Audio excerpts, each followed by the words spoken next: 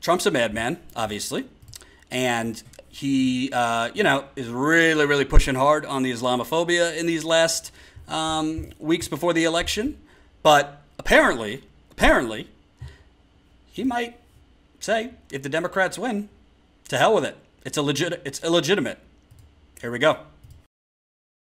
Winning that war? It's not just President Trump who's winning that war. It's the forces of those who believe in untruth. And paramount among those forces is Donald Trump and the way he looks at the world. Look, we have had presidents in the past who have lied.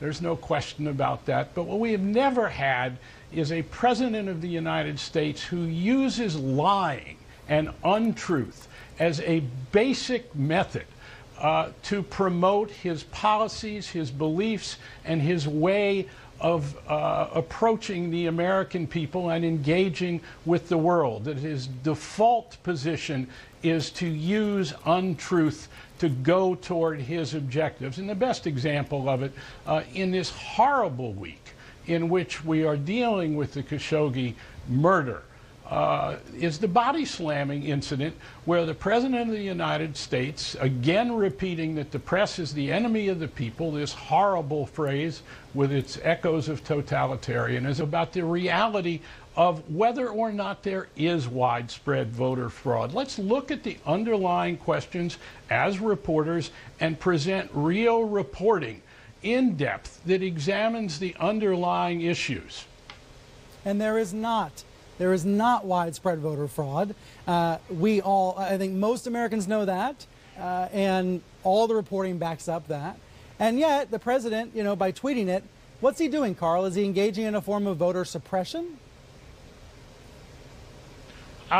It certainly would appear that that is part of it. Also, I mean, I talked to people in the White House or in touch with the White House on Friday who believe that if the congressional midterms are very close and the Democrats were to win by 5 or 7 seats, that Trump is already talking about how to throw legal challenges into the courts, sow confusion, declare a victory, actually, and say that the election has been illegitimate, that is really under discussion in the White House. I was told that on Friday. That, too, is a story we ought to be going after, and I trust that really good reporters are going after that story. I think Carl Bernstein, for the most part, great on Watergate, legendary, but since then hasn't done much.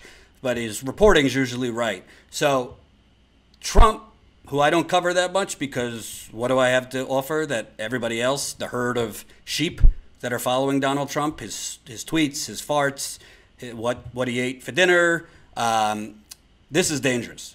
This is dangerous, and I actually could see this happening.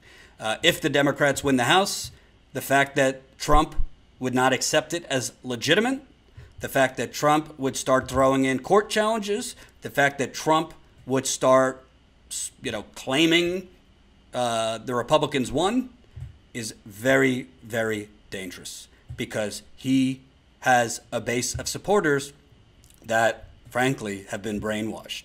He has a base of supporters that, many of whom, I have seen it up close, interviewing his supporters on the campaign trail and after, that are prone to violence, are prone to confrontation, and are prone to believe this man and follow him into holy hell. So it is dangerous that I think I don't have a reason to doubt what Bernstein is saying. I think his sources are good, that you have a president basically planning a full-scale propaganda campaign if they lose to create havoc and to make it seem like it's some evil conspiracy and the Democrats didn't really win.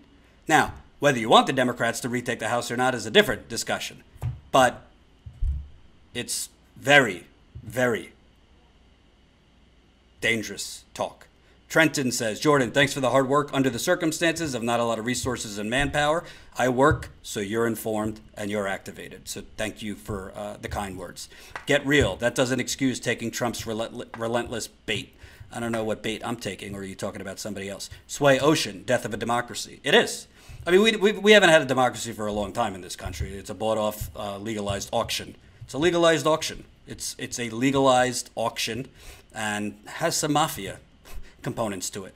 But the bottom line is, this could get out of control really quickly. So if the Democrats do have a pretty decent chance of taking the House, if they take the House by, like you said, 5 or 7 seats, and you have a president that's declaring victory for the Republicans, and you're going to possibly have him stoking violence, stoking his supporters to go out and basically not accept the results of the election.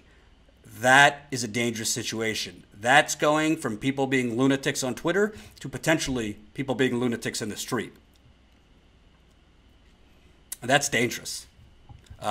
I think a lot of things are overblown about Trump. I think a lot of things, it's made that he's the worst thing since sliced bread, and he's the most dangerous thing, and we forget Obama wasn't so great, and we forget that before Trump came in, the country was messed up too.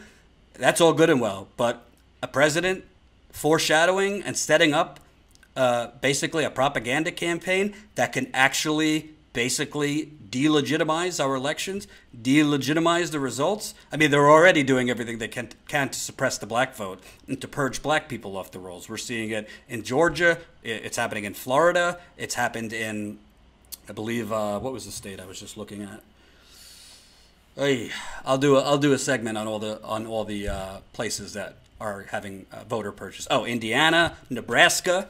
I've reached out to Greg Palast to do an interview. He's done great reporting on this, finding all sorts of voter shenanigans. He sued Brian Kemp, the Secretary of State of Georgia, who is also running for governor. So you have the Secretary of State of Georgia purging tens of thousands of black people. And gee golly, he's a white Republican running for governor against a black Democrat. Would be the first black governor of Georgia. So Greg Palast is doing great work. Haven't heard back from him on that interview. So start the pressure campaign. Love Greg Palast. But, I mean, the Democratic Party needs to start fighting this now. Journalists need to starting this now. People need to stop allowing Trump to basically lie with every breath. And then as he lies, because he has so many lies, oh, you can't keep up. So we move on to the next thing. Stay on him.